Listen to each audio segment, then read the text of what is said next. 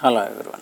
Today in this video lesson we would like to solve a problem based on the triangle of the vectors, where the problem says on a particle there are three forces acting simultaneously: 3 Newton, 5 Newton and 10 Newton.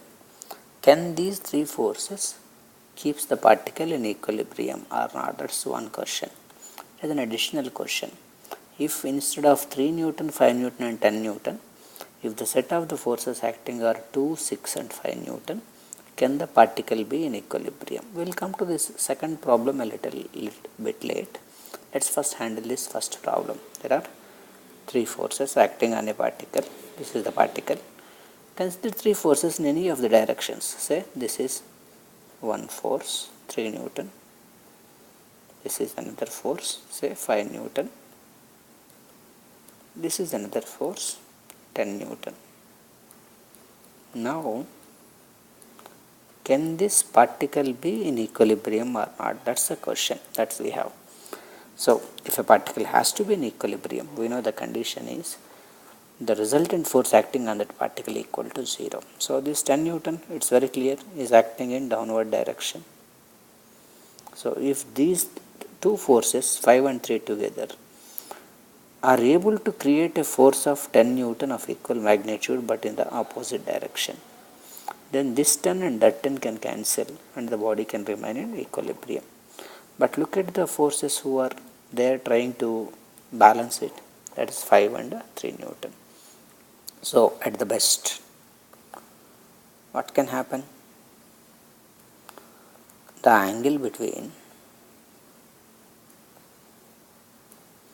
5 and 3 could be 0. So, resultant of any two vectors when the angle between them is 0 is p plus q. It becomes 8 Newton. Even in that case, it is only 8 Newton. But the downward force acting is nothing but equal to 10 Newton. So, the system cannot be in equilibrium. That implies that system can't be in equilibrium. There is no rule that we have to take them like that only. You might think that why shall I take 5 there, I will take 10 in the place of 5. That you can definitely do. Let's try to do. I will try to redo the problem. Here I will take 10 Newton. Here I will take 5 Newton. Say the other force is 3 Newton. They need not act in the directions that I have shown. I am just considering three forces acting on the body. Now, if this 3 Newton has to be balanced, this 10 and 5 together has to give a 5, another 3 Newton, and that has to act in this way. Then this 3 and that 3 will cancel and the body can remain in equilibrium. But look at this. The maximum force that 10 and 5 can give, I want to talk about resultant of that 10 and 5. Resultant of any two vectors p bar and q bar can be identified using the parallelogram law. R equal to root of, we have discussed this already many times, p square plus q square plus 2pq cos theta. If theta is 0, it becomes cos 0. R becomes p plus q, maximum value. If theta is 180, R becomes minimum, cos 180 is minus 1. The resultant becomes p minus q. So p plus q in the above problem is 10 plus 5, 15. It won't be able to balance 3 Newton. Even p minus q is 10 minus 5, 5 Newton. In that case, the best thing that you can do is making a 5 Newton there. But the lower force is 3 Newton. Still there is a resultant force acting in the upward direction, like 2 Newton. Here also there is a resultant force acting in the downward direction, 2 Newton. So the system cannot be in equilibrium. So therefore, this set of forces cannot keep the body in equilibrium. That implies equilibrium is not possible. Equilibrium is not possible.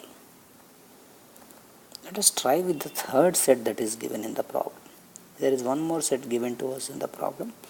Let's have a look at that set. This is 2 Newton, this is 6 Newton, this is 5 Newton. So if this particle has to be in equilibrium, as the downward force is 5 Newton, they together has to give another 5 Newton. Can they able to give or not as per this analysis? Their maximum is P plus Q, their minimum is P minus Q. 2 and 6 can give a maximum of 2 plus 6, 8 Newton, and a minimum of 6 minus 2, 4 Newton. So this 2 and 6 can give you 5 Newton, because the resultant is in between 8 to 4 Newton. So 5 is there somewhere in between them. Therefore, if you arrange these two with a particular angle, we need not know what is that angle is. I can say for a particular angle, whatever may be, we can calculate it again using the parallelogram law. Theta, resultant of 2, 6 can be 5. Then that 5 will act like this. This 5 and this 5 will cancel. Therefore, the system can be in equilibrium. That implies what we can say: 2 Newton, 6 Newton and 5 Newton can keep the particle in equilibrium. Hope you understand what I am saying.